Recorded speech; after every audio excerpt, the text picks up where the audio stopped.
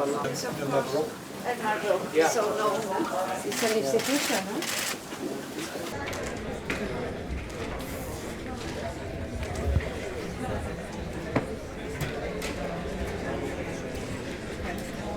Very great pleasure for us all to welcome Mr. Nikol Phashinyan, the Prime Minister of the Republic of Armenia, for an exchange of views.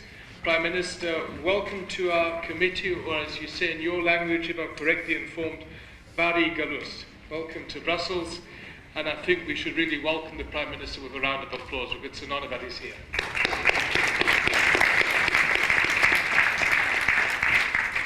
And I have now the honor to welcome further guests from Armenia, and I now have to face the huge challenge of pronouncing the names correctly. Sitting up here next to the Prime Minister is our Foreign Minister of Armenia, Mr. Manatsakyan. Then we have the Deputy Prime Minister, Mer Grigorian. Welcome, Deputy Prime Minister. And the Minister for Education, Ararik Harutyunyan. Also, welcome to all ministers, to the ambassador, to all other Armenian guests. Prime Minister, as I said, it's a real honor for us to host you here today. Following the warm welcome you gave us last year in Yerevan, when 9 members of this committee, including me as a chair, traveled to Armenia on the 18th of June. This visit followed the major developments that took place in your country in April and May, starting with large yet peaceful demonstrations and ending with you becoming the new Prime Minister on an anti-corruption and pro-reform agenda. Since then, in December last year, you won a large victory in the early parliamentary elections, and most importantly, our European Parliament observers, led by our colleague Heidi Hautala, reported that, quote, these elections were well organized with minimal irregularities and free of pressure on voters. As a result, public trust in the electoral process was high, unquote. So, I would like to congratulate you again. Thanks for visiting the European Parliament. The floor is yours, and afterwards we have hopefully an interesting debate with colleagues. And let me remind you that we need to conclude this meeting in about 55 minutes because we have a lot of votes then in front of us. Prime Minister, the floor is yours. Thank you very much, Chairman McAllister, distinguished members of the European Parliament, ladies and gentlemen. I am honored and privileged to address the Foreign Affairs Committee of the European Parliament. After the Velvet Revolution, it is the first opportunity for the Armenian Prime Minister to speak at the Foreign Affairs Committee. Hence, I would like to focus in particular on the fundamental changes that already happened and are currently taking place in my country. I will also speak about the challenges that we are facing today and about our goals and plans for the future. Distinguished colleagues, Armenia is currently undergoing changes which are unprecedented in their nature and magnitude, changes that are completely transforming our economic landscape. Last spring, a non-violent revolution occurred in Armenia. Armenian people, guided by the slogans of love, tolerance, and fraternity, stood up to protect their political rights and build a society in conformity with their ideals and values. They opted for democracy and pluralism, for justice and equality. They spoke against corruption and a political system based on a client-patron relationship. They stood against the elite which monopolized the political and economic life of the country, against oligarchic economy, and against those who established and exploited extractive institutions, leading the country to a standstill. Velvet Revolution restored democracy in Armenia. Snap parliamentary elections held last December reinforced our achievements.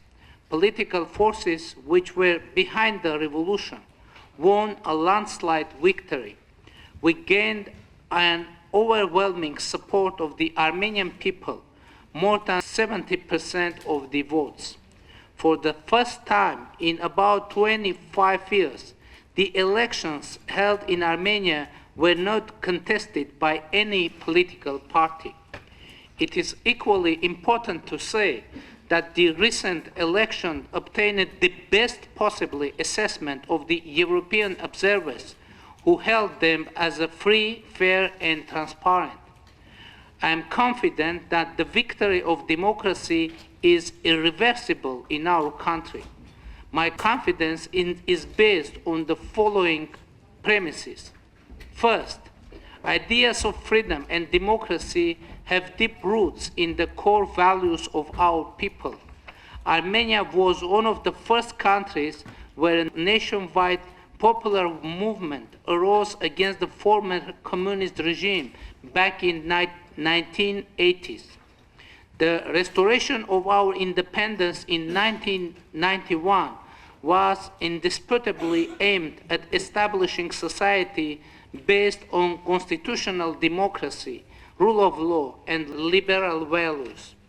The distortion of democracy, which we witnessed in our country during the last 20 years, happened as a result of a deviation from the initially chosen path of democracy.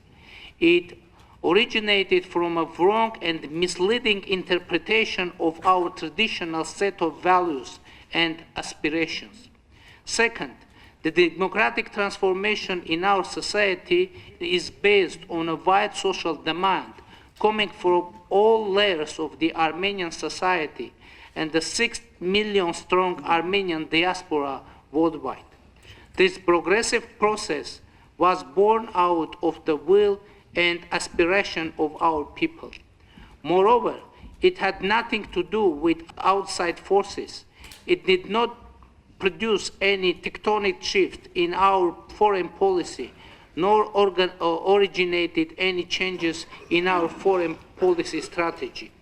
Armenia remains committed to its foreign policy obligations and partners. Third, democracy is not merely one of the viable options for us. Rather, it is a matter of security for us. We believe that for our people and our political culture, it is true to claim that democracy provides for stronger and more efficient economic and political institutions, which constitute an important precondition for the development of country. Therefore, we couldn't afford the luxury of underdeveloped institutions which previously existed in our country. They caused economic inefficiency, impeding the progress of our country. Democracy promoting our economic and political institutions became an imperative in Armenia. It has no alternative today. We need democracy in order to competitive in the 21st century. Yes. However, democracy needs to be protected and reinforced. What are the main challenges that we are facing today? First of all, it is the poverty which still exists in our country. Today, the people who live under the poverty line make up about the 1/3 of our total population.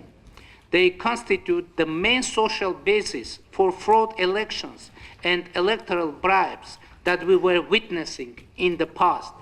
In our society, there is an obvious correlation between economic development and democracy. Erosion of the middle class was actually accounting for the decline of democracy that we witnessed in the past. Thus, a strong and viable middle class is considered to be one of the main prerequisites for sustainable democracy in Armenia, and the economic revolution is chosen, therefore, as the next goal of our government and the cornerstone of its program. With this view in mind, we have adopted and already started implementing an ambitious reform agenda. As I mentioned on many occasions, among the current priorities of the Armenian government are the fight against corruption, eradication of monopolies, elimination of poverty, consolidation of the independent judiciary system, and establishment of rule of law and a level playing field for all economic and political actors. We are going to put in force a package of robust measures to reform our tax and custom systems. We also focus on reforming our education system. People should be able to live and create in a rapidly evolving and shrinking world in which progress is driven by knowledge. I am proud to inform you that a lot of visible changes have already occurred in our country over the past few months. For example, we have already eradicated systemic corruption in Armenia. The power of monopolies and existing oligopolies in Armenia has already been reduced in naught. Today, there is nobody in Armenia able to use political influence to achieve economic goals anymore. Distinguished colleagues, while implementing our reform policy, we are stumbling on obstacles. One thing is clear in this regard: implementation of the comprehensive and enhanced partnership agreement with the European Union is of tremendous importance for success of our reforms. The value and the attractiveness of this initiative are in achieving its objectives exclusively through the implementation of reforms. SEPA is a reform-generating tool. The fulfillment of its provisions will entail qualitative changes in many areas of our society. Taking this opportunity, I would like to assure you that the Government of Armenia is resolute to take all necessary measures to implement the SEPA. We are determined to conduct an active and fruitful cooperation with the European Union in all areas of mutual interest. In this regard, I want to note that early ratification of SEPA by the EU member states is crucial for its complete entry into force and further enhancement in our bilateral relations. At this point, more than 1/3 of the member states have already ratified the agreement, and we are hopeful that in the near future, the rest will follow suit. On this matter, we very much count on the Parliament's support and your personal contribution. Within the context of our cooperation agenda, I would also like to mention the visa liberalization dialogue. Opening of the process will greatly contribute to the people-to-people contact and to our cooperation in general. Taking the opportunity, I would like to ask your support in promoting this case, given the fact that Armenia is consistently implementing all requirements on this issue. The financial and technical assistance of the European Union remains critically important for us.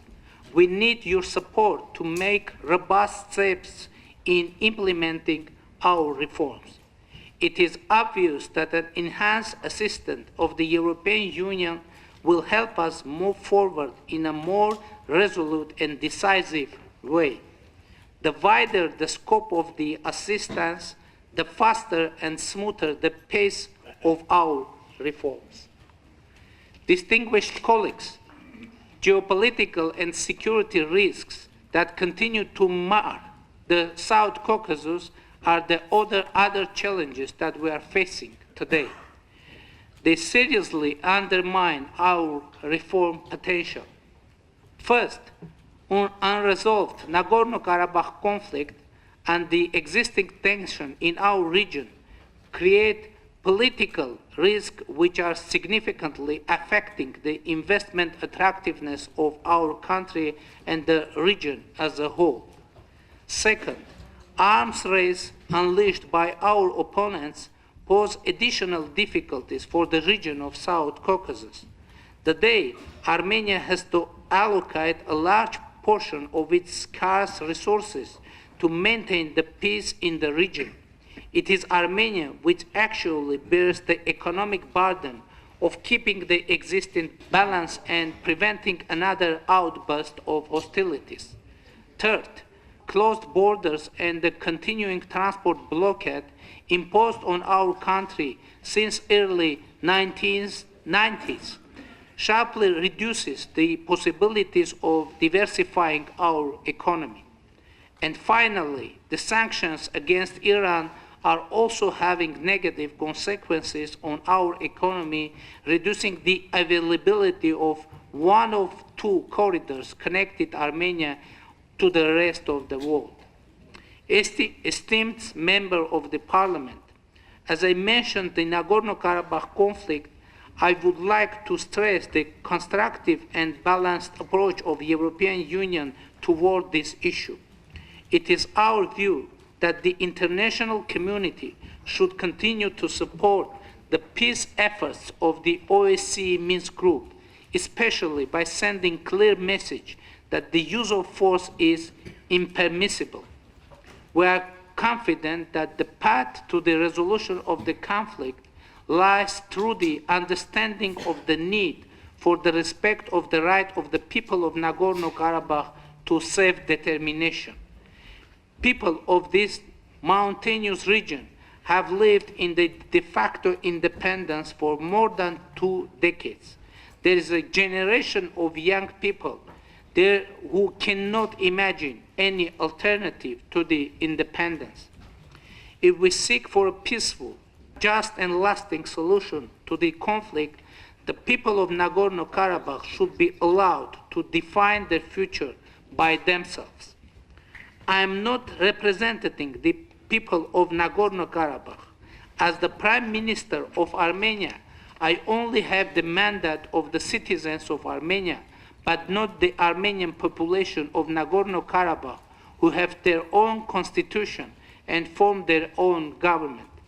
It is obvious for me that the peace process could produce a real progress only if the people of Nagorno-Karabakh have a seat at the negotiation table, only if the voice of the people of Karabakh is heard and taken into account.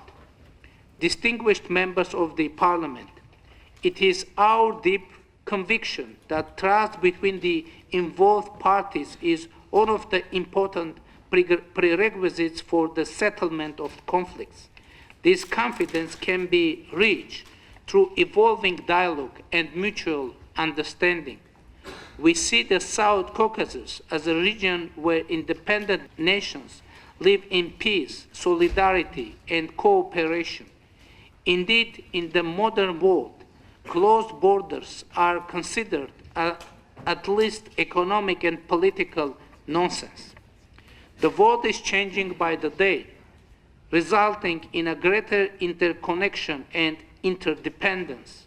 New forms of dialogue, coexistence, and economic cooperation are needed in our region.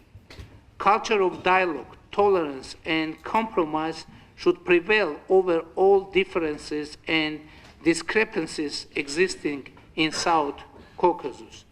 Thank you for your attention.